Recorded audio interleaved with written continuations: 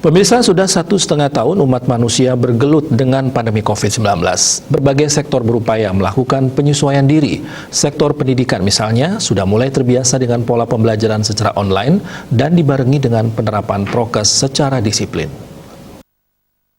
Pelatihan kerja KD Hendra Juli Hartawan mengatakan protokol kesehatan yang diterapkan di dunia pendidikan sangat terperinci.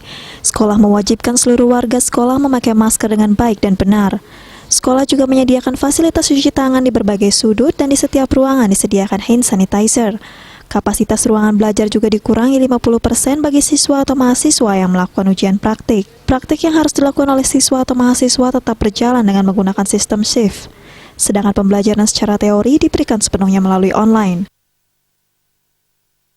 Mereka akan dicek suhu tubuhnya, dinyatakan suhu tubuh normal, mereka harus cuci tangan, kemudian mereka masuk ke kelas wajib menggunakan hand sanitizer, menggunakan masker.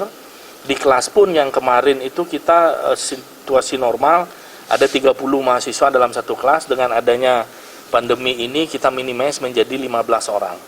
Jadi social distancing itu benar-benar kami lakukan. Itu kita lakukan pada saat mata kuliah praktek.